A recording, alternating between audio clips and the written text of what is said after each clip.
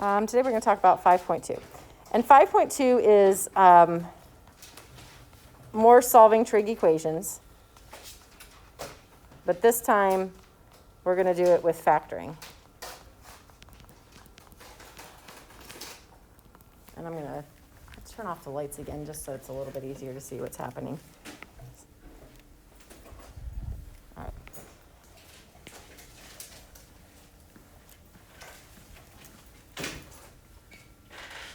So, in order to solve trig equations by factoring, we need to be able to factor. If we can't factor simple algebraic expressions, we're going to have a real hard time factoring trig expressions. So let's kind of flash back a little bit here. And you've noticed that just about every time you have any kind of spiral review, it focuses on factoring, and this is why. It's important for us to be able to factor just basic stuff. So let's flash back. So imagine I gave you this. X squared plus x minus 2 equals 0. And I ask you to factor that. So when we factor, we went through the process of being able to do this without setting up a box every time, because that became tedious. We found a quicker way to do this, and that was by guessing and checking. And what we did is we started out by setting up the factoring so that we had what we knew had to be true.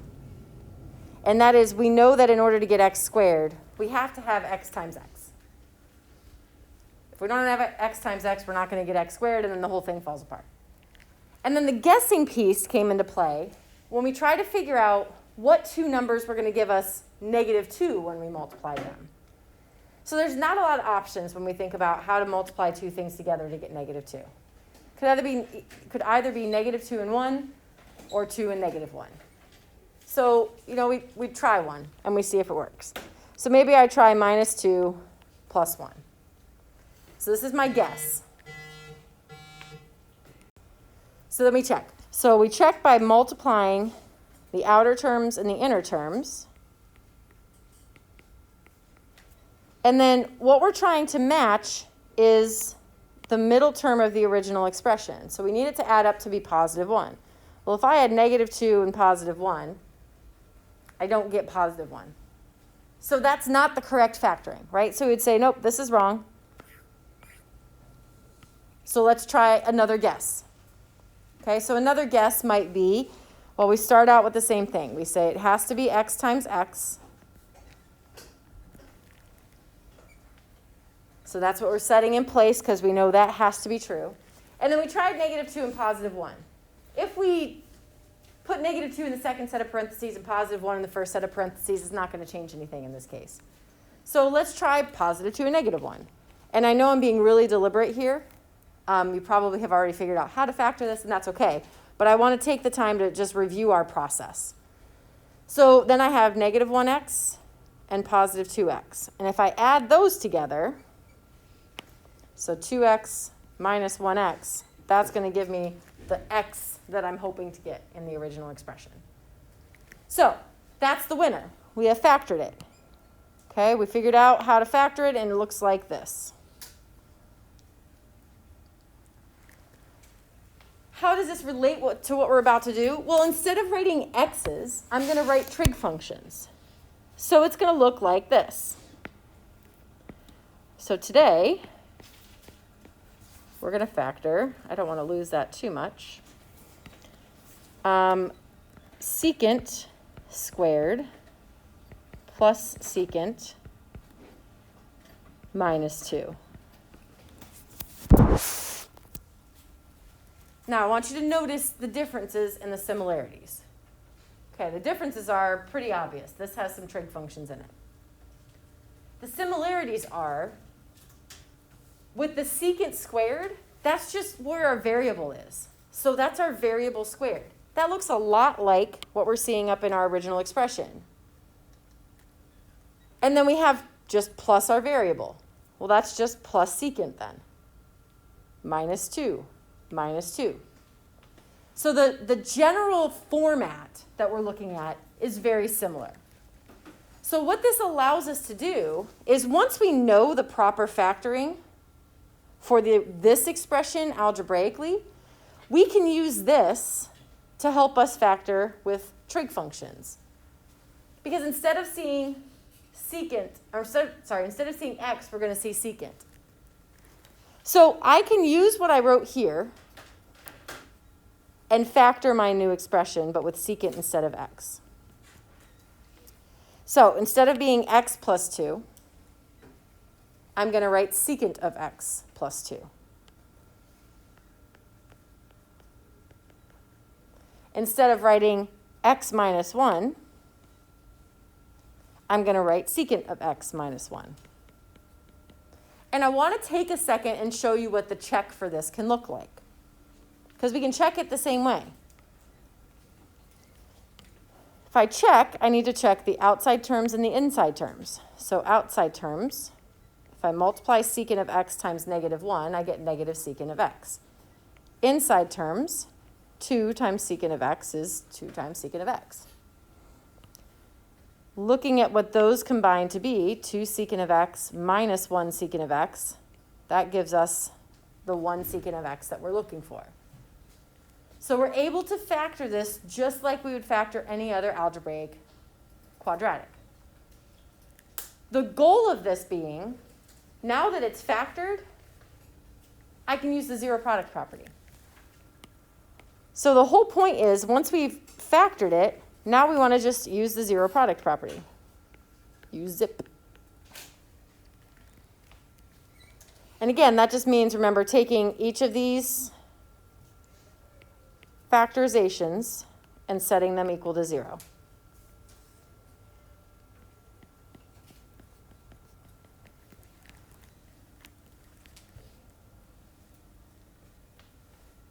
And then we're back in problems like we did yesterday.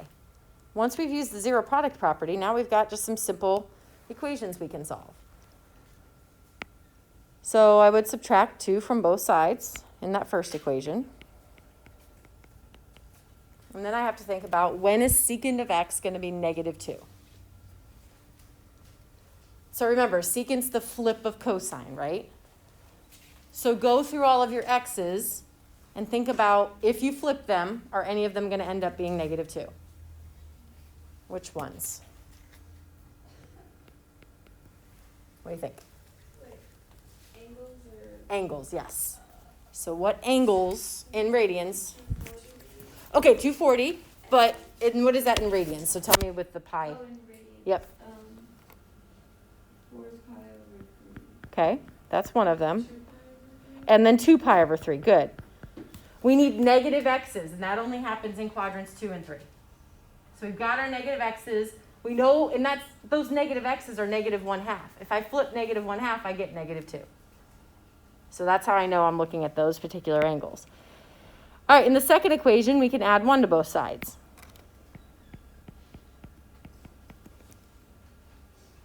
So now I'm asking myself, when I flip x, when I flip cosine on the unit circle, I should get 1. What angles have an x value that when I flip it, I get 1? Angle or angles, depending on how many there are. What do you think? What do you think, Luke? I said his name.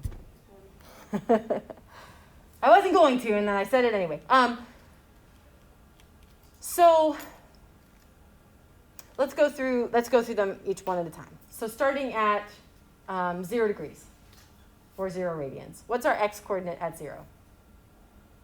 1. What happens when I flip 1? You just get 1, right? We don't change whether it's positive or negative. It just flips. 1 is the same thing as saying 1 over 1. If you flip 1 over 1, it's still 1. So this is going to happen just at 0. It won't happen at pi, because that's negative 1. And the reciprocal of negative 1 is negative 1. And it's not going to be 2 pi. Even though 2 pi is correct, when we're giving our solutions, remember, this is generally our format for our solutions. Meaning, we give all answers between 0 and 2 pi, but we don't include 2 pi. And the reason is 2 pi is the same angle as 0. It's just an additional rotation from 0. So it's repetitive to include it because it's the same angle. So our solutions are these three. 4 pi over 3, 2 pi over 3, and 0. Now, if I were writing those, I just want to reiterate this. When you put them into the go formative, we want to put them in order from smallest to largest.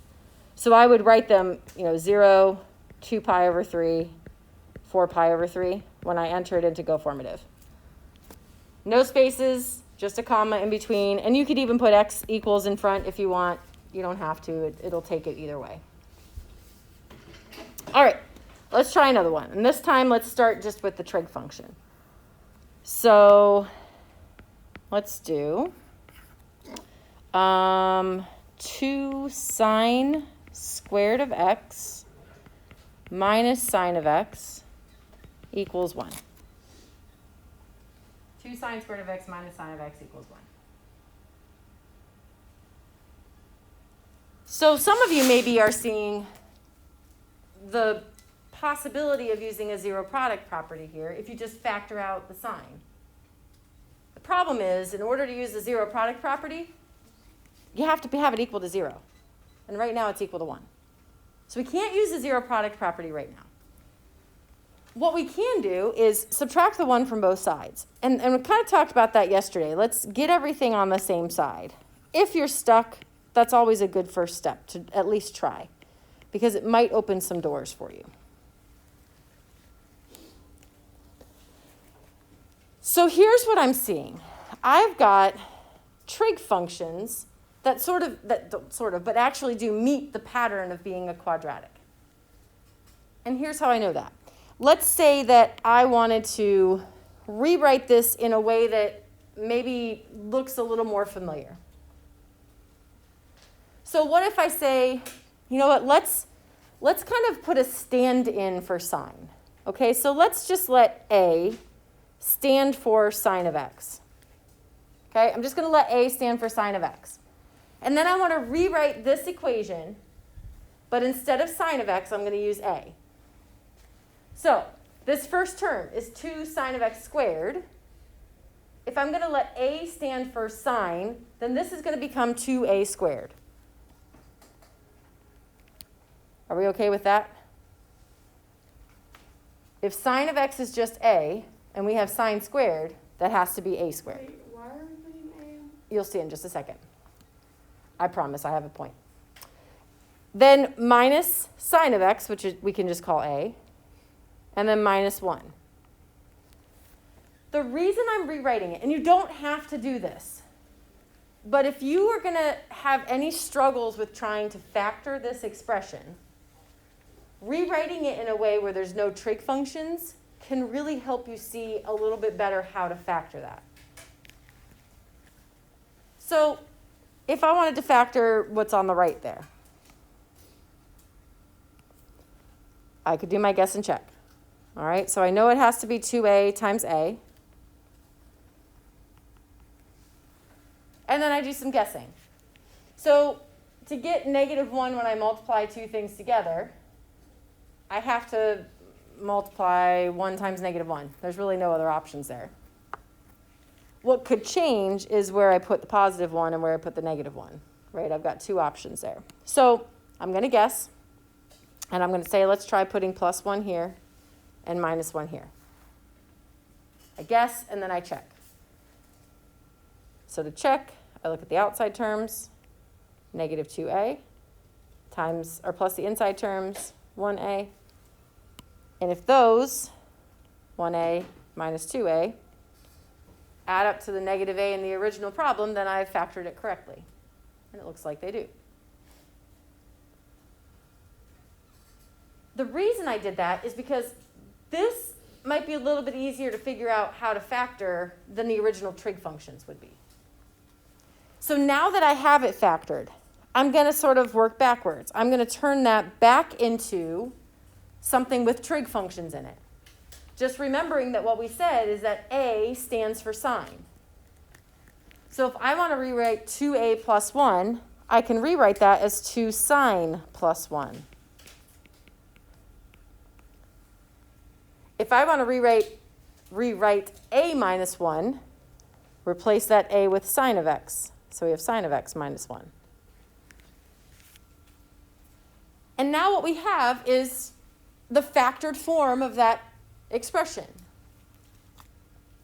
If you think you can go straight from the original expression to this as it's factored, that's fine. You can do that. This is just a way to help you find some things that you're familiar with to make it a little bit easier to factor. It's not necessary. It's just sometimes helpful when you're first learning how to do these. Now I've got it set up so we can use the zero product property. So I'm going to set each equation or each factor equal to 0.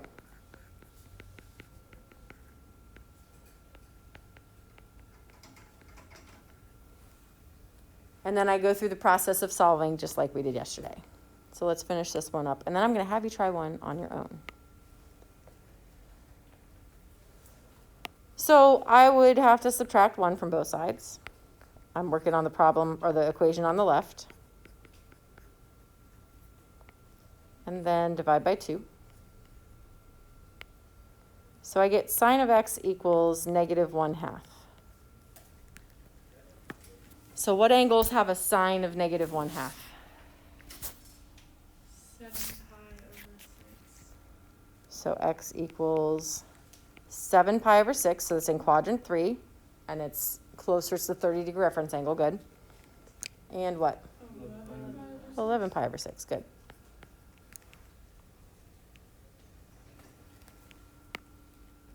All right, and then we can do the second one here.